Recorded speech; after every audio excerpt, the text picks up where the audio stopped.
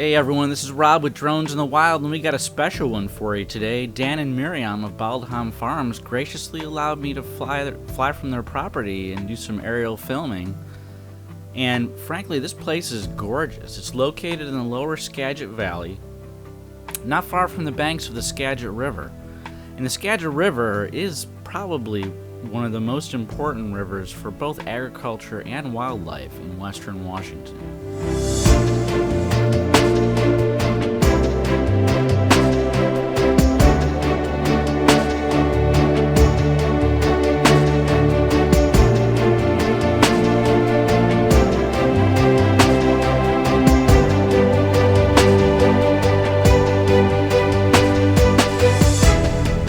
Baldham Farm is a certified organic pork farm specializing in the rare mulefoot hog, and they also raise cattle, sheep, and chickens. Those of you who are in the flight simulation community might recognize the place because the previous owner used the pasture area as a private grass airstrip designated WA56. ORBX Simulation Systems released a simulation add-on in 2011 that modeled the airstrip and the surrounding property in superb detail, as well as detailed photo imagery of the nearby stretch of the Skagit River. It was actually the first airport add-on I purchased from ORBX. Since then, however, the airport has been deactivated, but it is really cool to fly over and film a place familiar from the virtual flight sim world.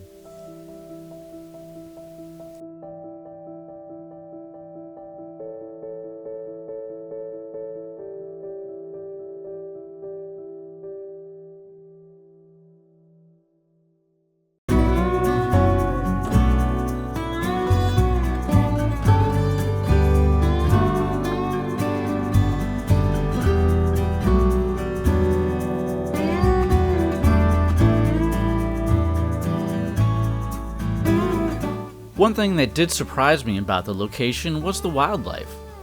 The main pasture area of the farm is surrounded by woods and sloughs with an abundance and variety of wildlife, in particular birds.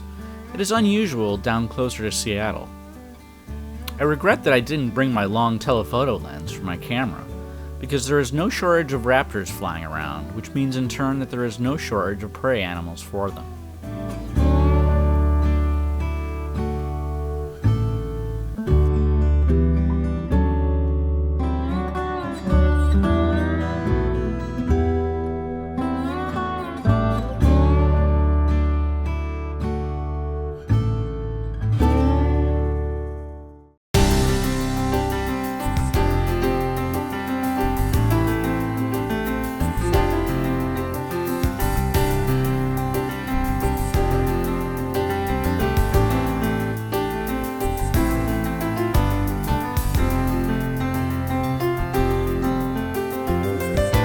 The flat area out on the horizon is actually the Skagit Delta area, which is prime agricultural land, and those bumps you see on the horizon are actually the San Juan Islands.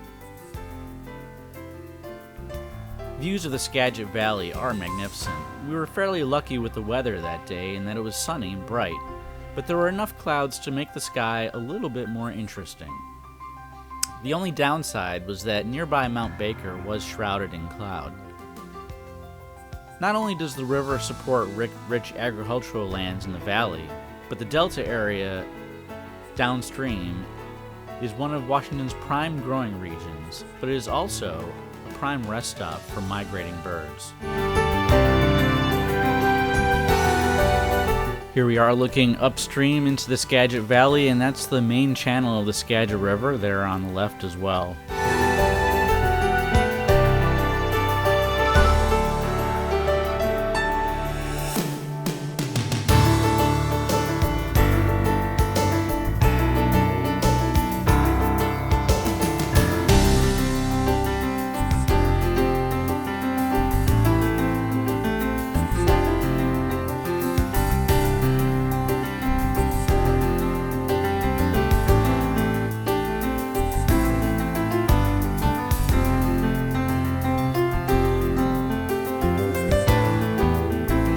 Coming up next, you're going to see a simulated approach into WA56. even though WA-56 no longer exists. However, in honor of flight sim buffs everywhere, we'll be heading in that way. One thing you'll notice when we do go on the approach is you'll see some yawing going on. It was difficult for me to maintain a truly straight glide path, and I think a big part of that was actually the compass calibration. I had to calibrate the compass relatively close to electrified fences. I tried to get as far away from it as I could, but there's only so far I could go before getting into the brush. And I think it did impact the compass calibration a little bit.